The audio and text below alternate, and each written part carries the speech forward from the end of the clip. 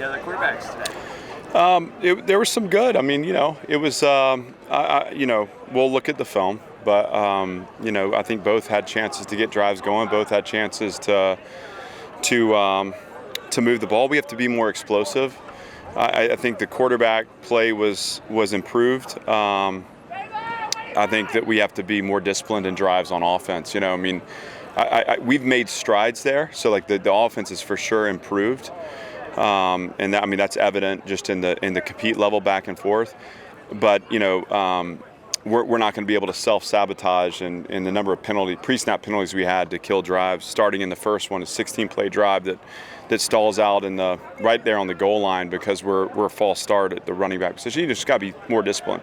But we're 2 weeks away, so we got a lot of time to focus on those details, and I'm pleased with the compete level. Do you think, you said that you hoped to see maybe some separation or something, that the second scrimmage would be significant for that. Do you think you saw that, having not looked at the film yet? I don't know that I would speak to that right now. I think that's going to be a conversation for Joey and I after we've reviewed the film and had time to decompress from it a little bit. You rotated the two quarterbacks between the rest of the first team offense. Was that planned, or was that based on how they were playing at the time? No, all planned. Yeah, just all prescribed.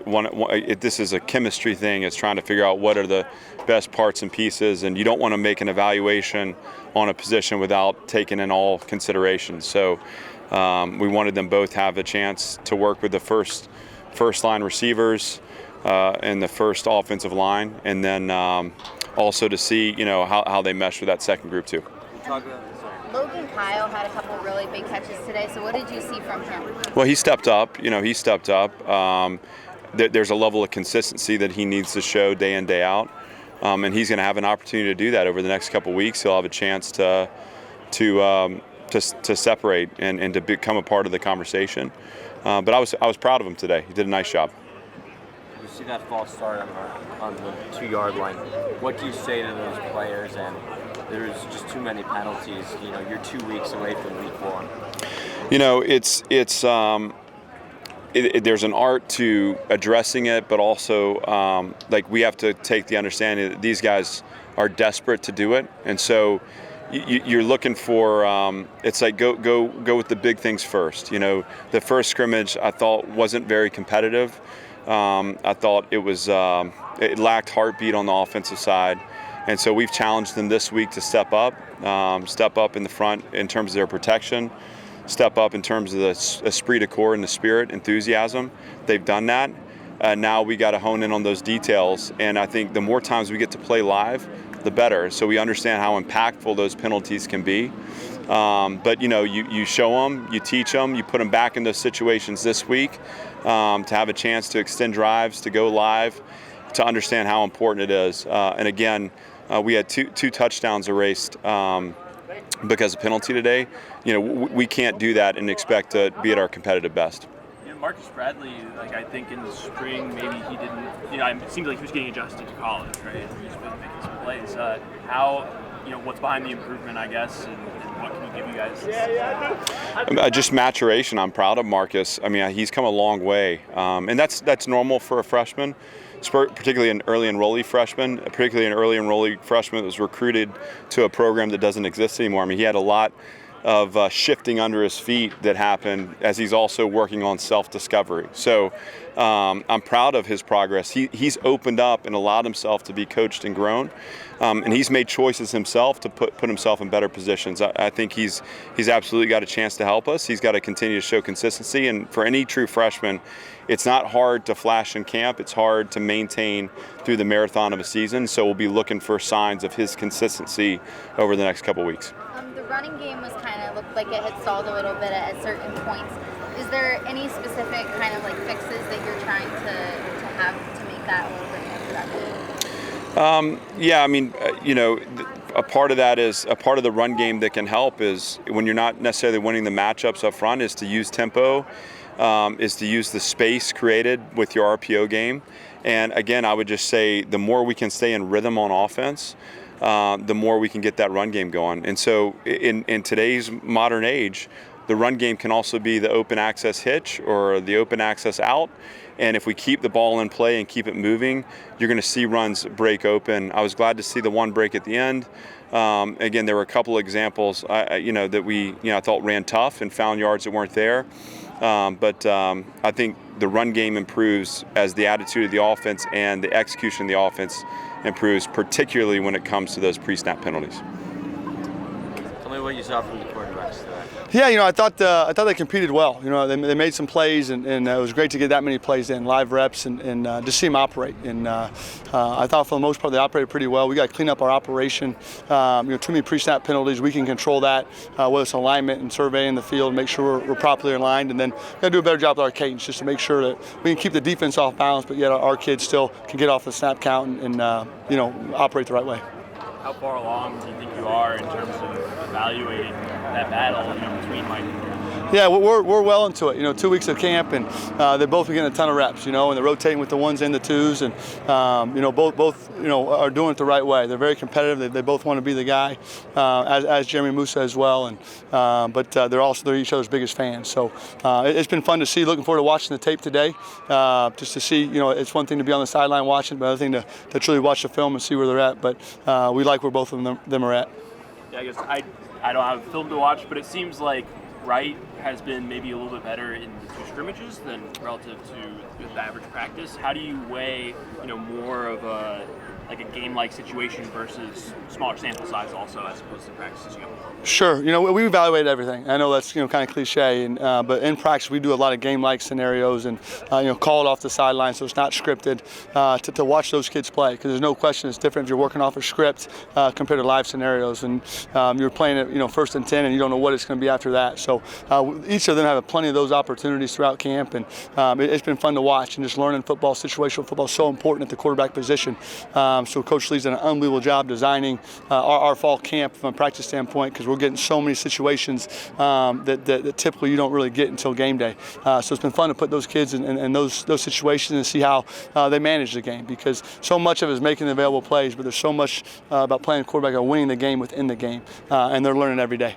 After a week where the offense in practice in the last scrimmage kind of had a lot of turnovers, there was no turnovers today, so what kind of did you think that they cleaned up in that sense? Well, it's something we've been emphasizing, starting since day one, that we got to take care of the football, and ball security is really, really important. And we say PBS, perfect ball security, and today that we did a better job of that. There's no question. From an offensive standpoint, we just got to clean up more procedural stuff. Had some penalties days that we can control, and two of them happen to be on touchdown plays, a long touchdown pass and a touchdown run. So just we got handle the situational stuff from a offensive mechanic standpoint, but proud of the way they took care of the ball today. What have you seen from your receiver room? Well, I think we got good balance. I think we got different guys with different skill sets, and that's always nice. As you're designing a passing game and doing different things, when you have kids that have different skill sets, you can put them in position to have success. And between Will Shepard and Chris Pierce and Cam Johnson, Devin Body, Amir, they're all a little bit different. But they've gotten a lot better as camp started. Coach Rye's doing a great job, and I'm looking forward to their improvement as we move forward. But we got a room that has different skill sets that can do different things for us offensively. Chris, this scrimmage seems like an improvement for the offense relative to last weekend. How do what areas do you think you guys have improved the most over the last week? There are certain things we honed in on this week, watching film from last week, and a few of those things was basically like alignment, pre-snap movements, and another one would be ball security. Those are one of the key focuses we had this week. And as you can see from last week to this week, we definitely improving those things. Although we also understand there's still more areas for us to improve on. What have you seen in terms of the big play potential of your wide receiver? Yeah, so we definitely have some playmakers in our receiver room. We're building with the O-line, new quarterbacks. There's great competition in the quarterback room. And one of the things that's pushing the receiver room also is the competition.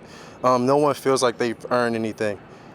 From the fifth-year seniors to the Rising freshmen, we're pushing each other, and that's really what motivates our room to be better, because we know we have playmakers, but we also have people that pushing the playmakers to also be better and not be complacent, and that's really what's going to make our receiver room be great. I felt like the run game kind of slowed down. As a receiver, as a blocking receiver, how do you play a role in improving that? Yeah. So one thing for our receiver room, we take blocking serious, and we're not going to be the stereotypical receiver that just wants to catch touchdowns, be flashy, and not consume contact. I mean, we're gonna go into each week aggressive. We're going to open up lanes for our running backs because we have great running backs in the running back room, and we're going to make plays downfield for them. What did you see out of Logan Kyle today? He had some big plays. Yeah, Logan Kyle, he's one of the upcoming, he's a sophomore this year, and he's been working really hard. And today he got a chance to showcase what he can do. And I think this year we'll see a lot from him on Saturdays. When you talked with the new coaching staff and stuff like that in December, January, why did you decide to come back and use your extra year? Yeah, so I feel like I had unfinished business left here. I believe in Coach Lee's vision, and I think that he can really build a legacy that I want to be a part of. And also, I'll be lying if I said I didn't want to improve my chances in the NFL, and I think the best way to do that is with Coach Lee. Yeah, I mean, you had some, like the Florida game last year, you had some really good moments. What, I guess, when did you turn the corner, and what do you think was the difference for you last year that you can continue into this year in terms of all of a sudden you're making plays against some of the best teams in the country? Yeah. Unfortunately, one of the biggest things for me last year was just getting healthy. Yeah. And I had a big clunky knee brace that didn't really help me out much. So one of the biggest things this year is being healthy. Coach Rye, our receiver coach, he's also been to the places where I'm trying to come, and he's taught me so much already. And I think working with him already, I've learned so much that I'm glad I got a chance to come back and learn. So working with Coach Rye and the new offense, I think this year I'm really going to be able to showcase what I actually can do and going to push me over the next level. Alan, how do you think over the last week or so, defense obviously won the last scrimmage. How do you think the offense has improved over the last few days? Yeah, I think the offense has gotten really good with their timings a lot. We're still working on, it was on both sides we're still working on the ins and outs of things and working our schemes, but I think mainly the offense is they're getting more confidence within position groups. Like the receivers are getting more confidence. Quarterback has more timing or like better timing with them, and he's also trusting the cylinder of his pocket more. So from the outside looking in on defense, since we're not sitting in their meetings all the time, it seems like they're clicking a lot more efficiently, and I like the way it looks at practice. It's pretty well-oiled machine. So there were a lot of penalties today on both offense and defense. So what do you guys think you need to most clean up when it comes to avoiding penalties? Yeah, we just need to mitigate having our eyes in bad spots on defense at least, and then offense. With Coach Lee talked about it after practice with us about the offensive penalties, and he said to just make sure we hone in on our mental. And just make sure that we make the main thing, so that we just worry about what play is up right now and not the plays in the past. So that will probably mitigate some of the pre-snap penalties that we had, like false starts, illegal formations, and stuff like that, people being covered up. So I know you haven't seen the film yet, but what do you think you did well and not so well today? I was just working with the rest of my defense, really, just trying to make sure that we got all of our communication right, because that's a big thing that I kind of like to pride myself on is communication on the field. So talking to my safeties and talking to the linebackers and the D-line, celebrating the small wins within each play. So I think just moving on to the next play, but making sure we celebrate the last one. I think that we did a great job with that, and taking the coaching during the end of the quarters that like when we had during the half times. I think that our coaches actually. They drilled into us some key stuff for us to take back onto the field, and I think we implemented that pretty well. It seems like during the two scrimmages, the corners have played like more press man or just closer to the line of scrimmage. Is that a Lamar Morgan thing, and how do you think that can help you guys this season? Yeah, I mean, Coach Morgan, he loves pressing a lot. And we love the challenge of getting down there and pressing. We got a lot of long and rangy corners on this team, myself included, and we're trying to use our strengths to our advantage. And sometimes it calls within a defense for us to go down and press a lot. And like I said, we embrace the challenge. We think it'll benefit us a lot this year. We're working a lot of techniques to try to throw at receivers, so we're going to keep them on their toes and also work our game at the same time.